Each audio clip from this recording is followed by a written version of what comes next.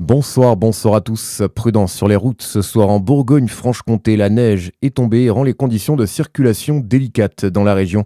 La préfecture de Côte-d'Or a pris les devants dès ce matin avec des restrictions pour les poids lourds interdits notamment sur l'A6.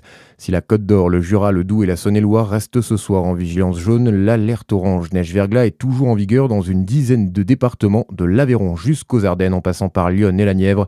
La situation devrait s'améliorer demain avec un redout annoncé.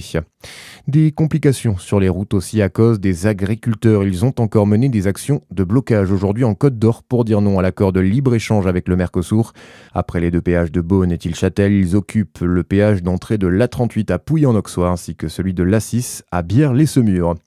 Dans ce contexte, pas de concours de vaches charolaises cette année au Salon de l'Agriculture. Les représentants de la race renoncent à la présence de ces bovins en raison de la dermatose nodulaire. Dans la foulée, l'ensemble des organismes de sélection des races bovines ont renoncé à faire participer leurs bêtes au concours général agricole. Les organisateurs souhaitent une présence limitée et symbolique de bovins. Le Salon de l'Agriculture qui débute, on le rappelle, le 21 février à Paris. Dans l'actualité également, un dernier adieu à Brigitte Bardot. Les obsèques de l'icône du cinéma se sont déroulées à la mi-journée à Saint-Tropez. Parmi les personnalités présentes, Mireille Mathieu, Marine Le Pen ou encore le militant écologiste Paul Watson. Brigitte Bardot nous a quittés fin décembre. Elle était âgée de 91 ans. C'est parti pour les soldes d'hiver. Le coup d'envoi a été donné ce matin.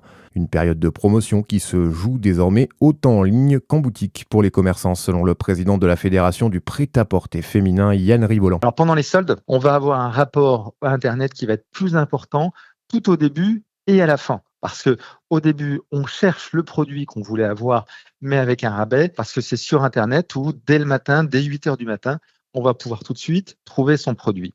Ou alors, parce qu'en fin de saison, on va recevoir des newsletters très impactantes avec des rabais qui sont plus importants et finalement, on va craquer un peu plus tard, justement, pour pouvoir acheter ces produits.